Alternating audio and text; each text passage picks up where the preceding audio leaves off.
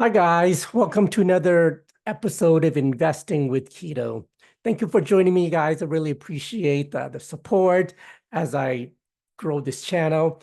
And one of the things I want to basically share with you guys today is setting yourself a goal of what you want for cash flow.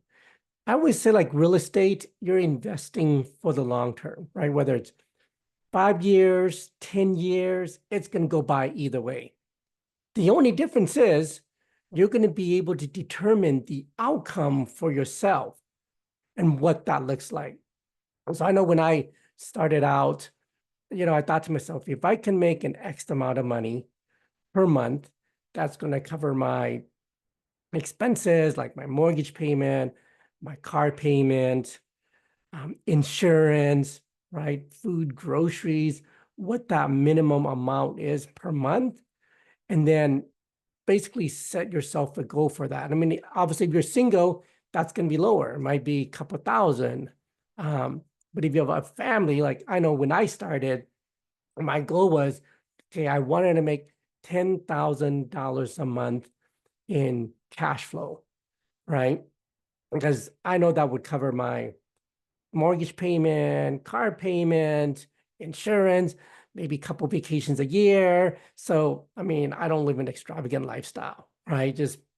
But I figured if I can get to that number, that was my goal. So I set myself a plan. Okay, in order to make $10,000 per month, right? How many rental properties would I need in order to hit that number? So depending on where you're at, if you're averaging, say, $200 a month per property, right? That's gonna mean you need like 50 properties to get you to $10,000 per month, right? And some people think, wow, man, that's a lot of properties. But at the same time, it's like if you get more cash flow, obviously that's going to change. If you can get $500 per month cash flow per property, so instead of 50 properties, right now you're down to like 20 properties. So whatever that number is for you, like set a goal is like this is my plan is I want an X amount per month, and then you break it down. How many properties would I need to get to my number? And then from there, you break it down to, okay, how many years is it going to take me? So if I want, say, $200 a month, each property, that's 50 properties, right? So it's like, well, what if I did 10 years and did 5 properties per year?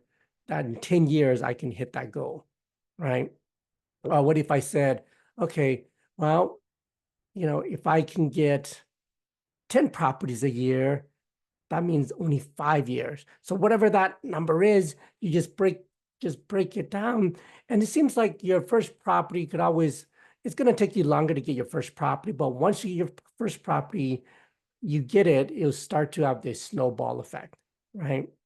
And so once you figure out that number, say, okay, well, I'm going to do this in 10 years. I'm going to do this in 5 years.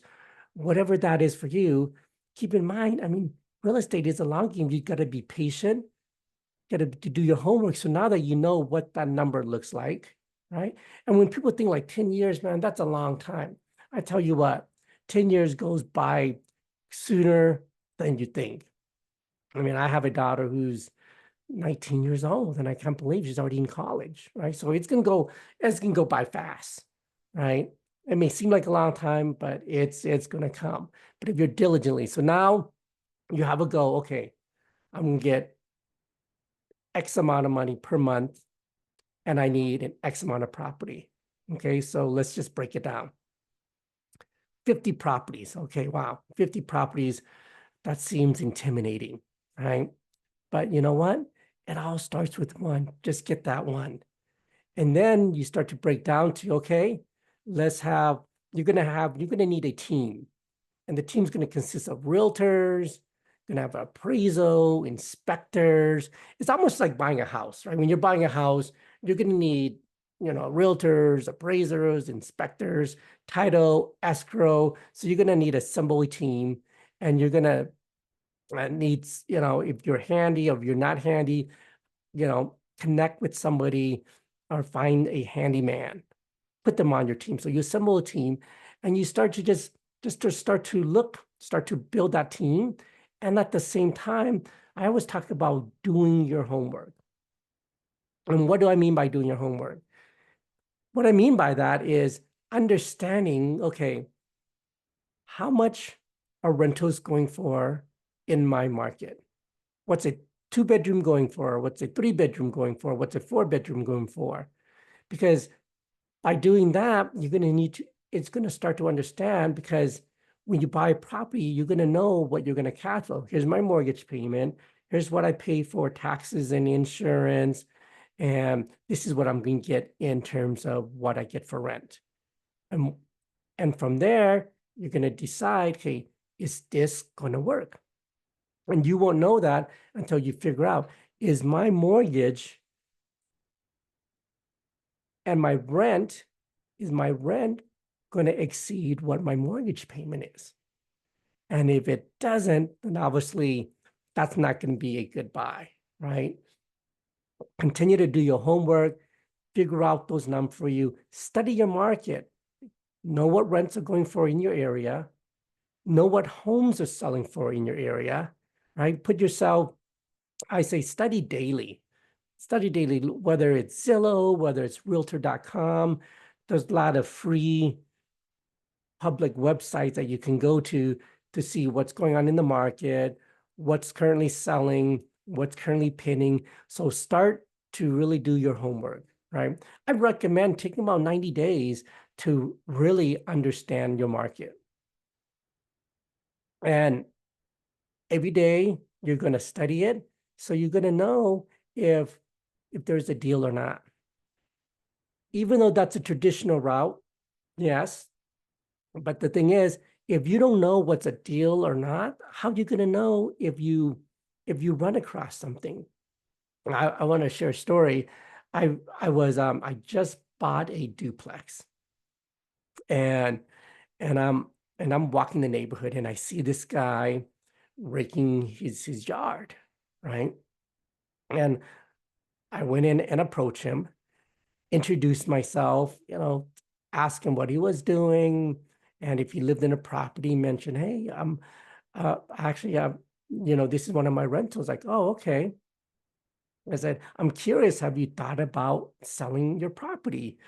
And it's amazing, like, you just never know. And that's why I always encourage you, like, if you're out there, just go talk to people, let people know what you do. So he told me, yeah, I'm actually thinking of selling. I said, okay, well, if you were to sell, what are you asking for your property? And he gives me a price. And at that time, he said 250,000. Okay. I knew when he told me that number that was already a deal for me. Okay. Because I know the market, because I just bought a property, okay, right next door, and I paid about the same amount, right? I knew it was a good deal.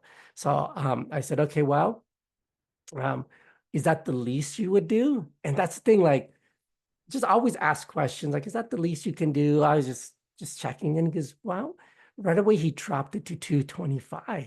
That was even a better deal for me. It's like, okay, I mean, 250 was a good deal, because I know homes in that area at that time was selling for like around 350. So I already knew that at 250, it was already a deal for me.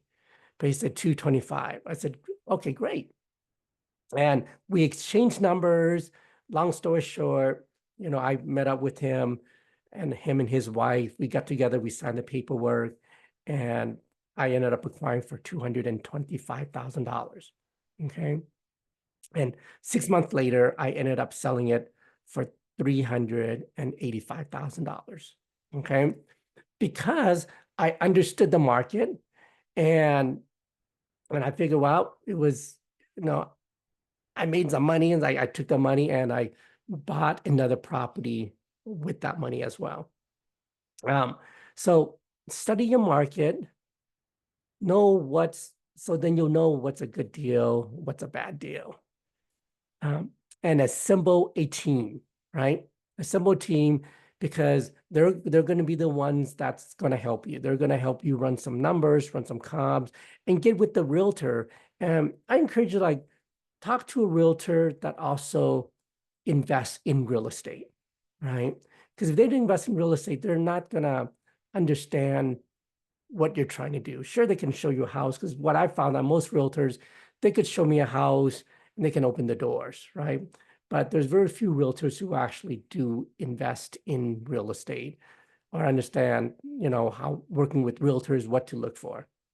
So that's what I wanted to share with you guys today. Thanks for joining me. Thanks for joining my channel as I continue to be consistent, work it, and grow it. And I hope you find this valuable. Again, thank you. And remember, set yourself a goal, what that cash flow goal is for you. Break it down to how many rentals that's going to be, and then break it down in how many years you want to take to achieve it, and then diligently work on it.